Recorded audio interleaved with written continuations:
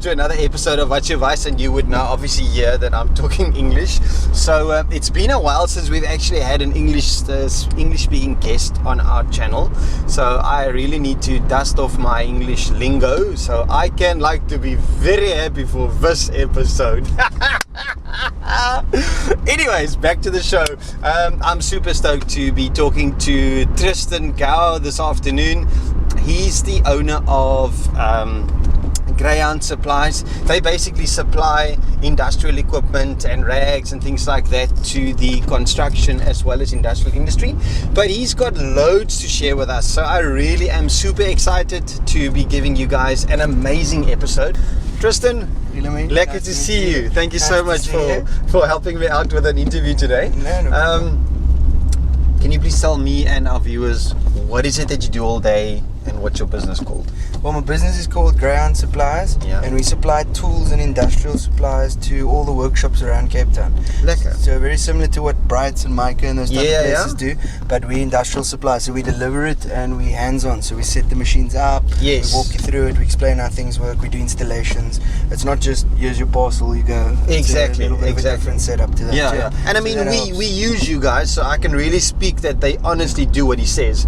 I mean, when our grinders packs up, then he comes and fetches them, he sorts them out, brings it back to us, so there's no hassles. Anyway. That's definitely what exactly. Lekker. Okay, so I gave you the questions beforehand. You know what I'm going to ask you. First question, why did you decide to work for yourself? Well, it was actually came out of I was being treated badly by past employees. I was just not finding my feet and my talents. I would be doing one thing and I like to do more than one thing. So I couldn't find that I couldn't find a job that met what I wanted to do. And eventually I just decided to branch out on my own after I found what I wanted to do, but the employee didn't treat me how I wanted to treat me. Exactly. So I branched out and I just decided I'm young enough. If I do fail, I can always go work for somebody afterwards. Exactly. So let me just give it a shot. That's how it started. And I think, you know, that's a true aspect of an entrepreneur, is wanting to step out in faith, but also if you fail, then it's one of those things. Then at least you've tried. At least you've tried. I think there's so many people that might even be watching this now that thinks to themselves, you know what, if only I had tried. That is what it is, and you gotta just take shots. That's all you can do, and keep going even when it gets hard. That's all you gotta do. Lekker. Okay, so the next question is social media and marketing platforms. How do you market your business, and which platforms works the best for you? So while I do use Facebook and Gumtree and those free ones because it's free, but what I find is, amazing, thank you very much. Okay, it's winter, so we can enjoy coffee. That's great, thank you. The best way I found is with a website. That's one thing that people love lately with new social media trends. Is a website's great. You can put on what you need to put on and get out there. Products, people can get quotes. They don't have to phone in the whole time and ask me for quotes, because sometimes I'll be busy, don't always have time, so that works. And then another thing that works great is door to door, old fashioned. Just knocking on the doors, handing out pamphlets. I still do that to this day. I did it when I started, and I won't change that. Even with the new age with social media, that works. You knock on the door, you meet the guy. Some of the people that own businesses are older people. They don't really like social media. So you get to those people as well. But it does take something to, you're not always in the mood, and if you do get one bad guy or one bad customer or someone that gives you a bit of grief, then it can influence how your day goes further. That's so true. We try and get over it and just try again the next day. That's all we can do. But I think it's amazing that you mention that, because, you know, with social media and the internet and things the way going at the moment, it's sometimes so easy to say that, you know what, I'm not going to do the cold calling thing. I'm just going to rely on my resources to try and grab those clients for me. And one of the things, me being a rep myself, that I see people enjoy is that interaction. They really do enjoy that, because if you've got a question, you can ask it. Yes, sure, it's lekker when you've got a website that's got that interactive portal where you can actually speak to someone via a message or whatever, but still, to speak to someone and show physically face to face, this is the grinder that I have, this is how we repair it, that's value. That's value. Better. And also, even with the website, when people do put in an order, because it's an online shop, so when they do order, I still pick up the phone and I phone them. I just do that extra because I just enjoy it. I like talking to people. I'm not a computer. So. And end of the day, that also makes your business to be more successful than someone else because you're doing that little bit of extra, which people nowadays don't do. Yeah, that's all over. Lekker, man. That's an awesome answer. Okay, so next question is, what motivates you? So what motivates me is my family. It's one of the main things that motivates me and gets me going. Like, I would like to be able to provide for them, but also to provide them with the life that they deserve. Correct. They don't want to live at the bottom. Like, that's not what it's always about, living at the bottom, but you do want to excel, and you do also want to have freedom. If something goes wrong, I don't need to ask this or ask that. I can go and get up and go and do it. And that motivates me. That gets me out of bed in the morning, is that freedom. If I work late, I know I'm working for me. I'm working for myself. That extra motivation, I know that I'll get there or get somewhere, which is why I do it. That's why I get up and go. Lekker. So, morning rituals. Have you got one? I don't have a specific one. I enjoy good music sometimes in the morning, especially on the Monday morning, just get me going a little, and a cup of coffee. And then one thing I also like to do is I plan my day in the morning. 6 o'clock, 7 o'clock, plan the day before the phone gets busy. And I know what I'm doing today, and should something then come up that should cause stress, I can slot it in somewhere because I know what's going to happen in the day. And that does help, but there's not something specific. It's not I follow this, but more or less those type of things I incorporate into it. Okay, so you were just talking about planning. So the next thing is business plan, which is a lot about planning. So what is your stance on a business plan? How does it fit into your business, and do you use it regularly? I don't actually have a business plan. I've never had one. I have a vision, and I have goals, and that is the next essentially a steps business that plan. that's what I'm working towards. But I don't sit down and reevaluate it all the time. It's long term. So in the next year, I know I want to move into premises, or I want to do this, or I want to do that. It's those type of things, but it's not. When I started the business, I didn't sit down and say, this is what I want to do. This is where I'll be in 5 years. I still don't know. It's give or take. Absolutely. And I just adjust as I go. Change a lot of things. I think that's obviously one of the things that a business plan and an entrepreneur has got the capability of, is flexibility and changing and adapting, like you just said. It might be that you're going in this direction, but tomorrow something else might come along your way, and you can open up another section in your business to accommodate that also. Exactly. With the business plan, you try and stick to it, but it's always that thing I read where only a fool does the same thing over and over and expects different results. It's that principle. So rather change it. I just know where I want to, kind of the next step. I know where that is. Correct. But I don't know how I'm going to get there always. And I try and change and get there somehow. I don't keep it too fixed. Okay, so next question is cash flow. Obviously, you need to purchase materials in order to do your work. What do you do in a scenario where there is no cash flow? What do you do? One of the big things I would say is definitely faith. Just having faith. It's just praying. I know sometimes it sounds so simple, but like at number 99, it'll pull through and I'll get what I need to go on with the next job. I don't always know how I'm going to get It's so simple, yet so effective. That's the thing, though. It works when you believe in it. And that's what kind of I started the business as well. It was first based on prayer and based on if God wants it to happen, then it will happen. That's what it was based on. It was all just shooting in the dark, kind of, but I knew at the bottom of it all was faith. And that's why I say I don't always know where I'm going, but God knows where I'm going. Exactly. So that's where I'll get to where I need to be. But sometimes the cash flow can be tight. It can be very tight, especially in the first few months. You're turning around every cent. But you had faith, and it gets you through most of the situations. You have all the situations in your life. Absolutely. Okay, you spoke a little bit earlier about when I asked you what motivates you. You said your family. So how do you handle balance between work and family? My fiance will say that I don't balance it at all. Because I probably am one of those people who in the week I work. Work time is week time. On the weekend I will make extra effort to take her out, and I take the dogs with, and we'll go and enjoy ourselves. But I find that also coming back to me being young, I want to work now, and I don't want to work forever. I don't want to be working 60. All my family is 60, 70, they're still working. Because they can't retire. I want to retire when I'm 40, 50 years old and be able to enjoy then time with my family. And then start. So while I'm young and I am a fiance, of course, but I don't have any kids or anything right now. So I want to focus on work. So in 3 years, when I do have children, that I can go watch a sport game, those type of things. So I'm putting in the work now so that I can relax later on. So I'm not the best at balancing it. She'll say that. So unfortunately not one of my strong points. Oh, well, that's something you can work on then. Something I have to work on. Lekker. Okay, so the next question is in terms of... I forgot my question again. What is it? Oh, yes, okay. So the next question is mentors.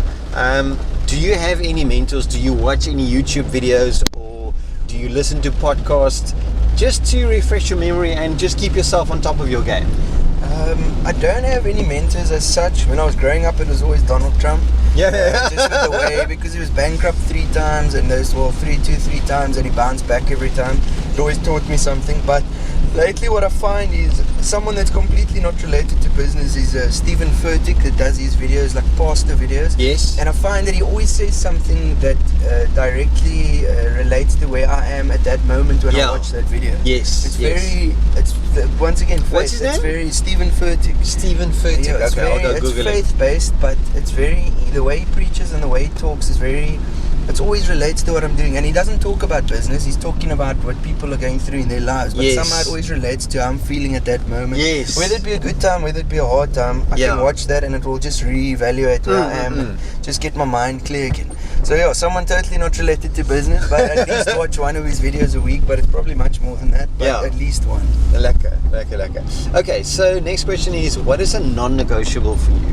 A non-negotiable, something that I built the business on, was on service. Yeah. So that's something, pricing, and that I can vouch for. You do give good service. Yeah, that's my thing, is service. That's the only way I can win customers. You can always, you phone a customer and say, okay, the price has gone up at 10 Rand or 20 Rand. But if they know your service is there, they're not going to complain too much. Exactly. And that things do happen, especially in our economic climate that we have here. It's something I've never changed for 3 years. It's something I keep doing. Yeah. And if I employ someone, it's to improve my service. I don't employ someone because there's too much work. Yeah. I employ them because my service is dropping. Wow, that's a very good way of looking at it, eh? Different thing to do. If I can do the work, I'll do the work, but if my service drops, I can't afford that, so I'll rather employ someone.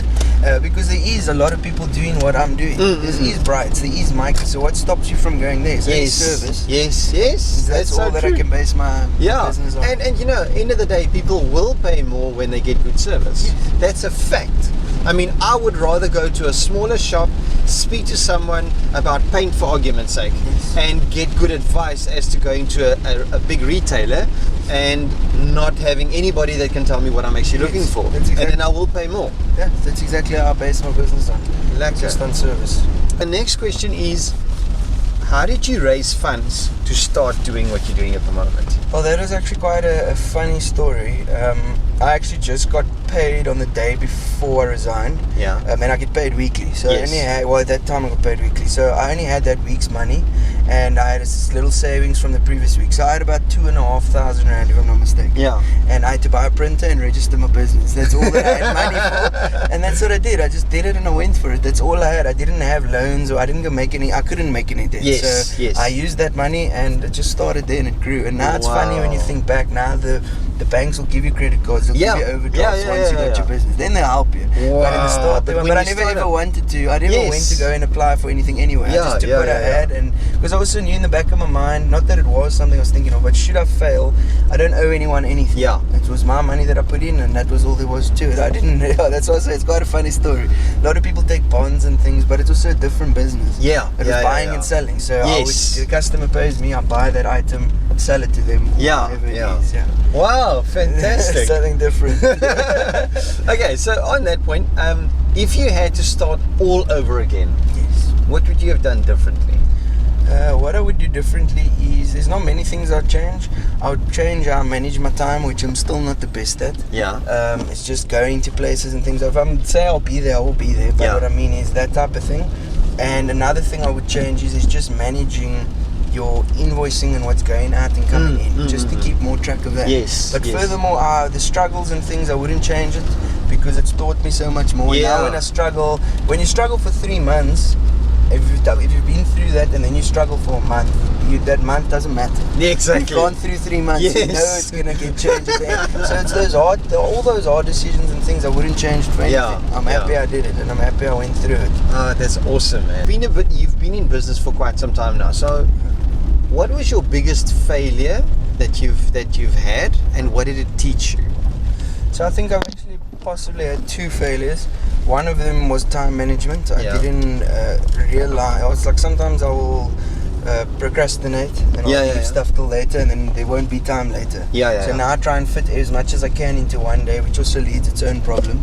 But that was one problem, and another problem was also employing of people in a sense of employing people just to fill holes and fill gaps and fill things, and not being people that are actually trustworthy, people that you actually need. And at the end of the day, 3 months later, they're not there anymore. They're not still working there. Rather, just try and make that work and employ someone when you really, really, really need someone.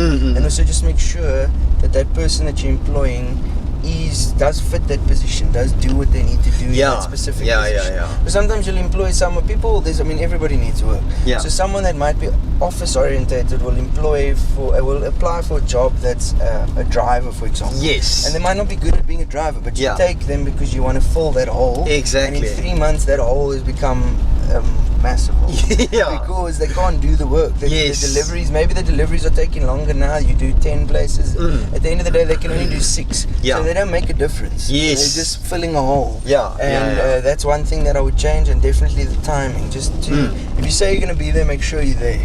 If you make an arrangement, you be there on that arrangement. You can always say, you phone the customer, I'm going to be half an hour late or something like that. Sure.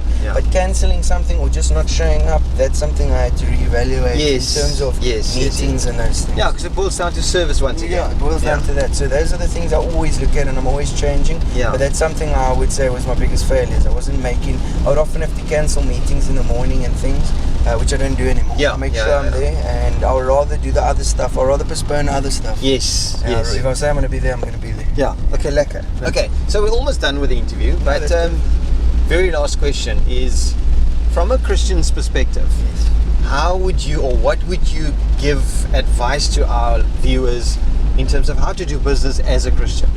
So I think one of the first things that I always do is first prayer. So whether I get the biggest sale of my life or whether I have no business, it's always in prayer. So if I get that sale, I'll get back in the car and I'll say thank you. That's just a normal thing. Or when I wake up in the morning, I pray. If I go to bed at night, I pray, and I draw my decisions and my things from that. And then I take those opportunities based on that, and I first reevaluate it in terms of what God would want for me and how to approach that situation. And even if it's going difficult, it's the same thing. And it's not that I pray more when it's difficult or I pray more when it's going good. I just pray. And that's how it should be. So God doesn't go in the cupboard and you pull him out when you need him. You need him all the time. So I just use it in that way. And that's when I started the business, I did it. So I'm not going to change it now. I'm never going to change that. And it's effective. That's effective. That's the first thing. Secondly, another thing is also with the family. I was clear with them before I started. I first spoke to them, said to them this and this and this, and I explained it to them, and my granny also was, did you pray about it? So I said yes, that's what I did. I did pray about it. And talking to family and just making it clear to them when you are, like sometimes I'll just phone my mom or I'll phone my fiance and I'll say, like, it's a hard time now, we're going through a hard time, and you need to be clear about that. You need to know, I am going through a hard time now, and just understanding that, and it is those hard times that eventually helps you. If I had it easier, I wouldn't take it easier. Take it out now and just keep fighting it forward, because then it's harder work at the end of the day. And then last thing is maybe not always faith related, but it's just to keep going. Even when it's hard, you have no business, just keep doing the same things. The waking up and pushing, that's all you can do. Not the same avenues if it's not working, but the same principles that you have and the same values you started it with, just keep doing it the whole time. And that will eventually lead to something, and it has to. And that's just how I've always done it. Lekker. As what we normally do on all our shows is to thank you for coming on the show and allowing me to pick your brain. So thank you very much. I'm pretty sure that there's a lot of people that can really take note of what you've said. So thank you so much for that. Thank you very much. I appreciate I'd like to give you a absolute beauty. You do have hair, so you can use that. Thank you very much. They're based in Brackenfell, so you can go for a blow and a cut. Thank you very much. That's very cool. Thank you. This is Lekker Crisps from Darling Brew. Amazing. Thank you. And there's 2 craft beers and a lekker glass inside. Thank you very much. So I think I'm going to have those right now. Thank you very, very much. So thank you so much. I really do. Thank you very much. And if you guys are looking for more such great interviews, stick around, share our page, like our YouTube channel, and we'll see you next week.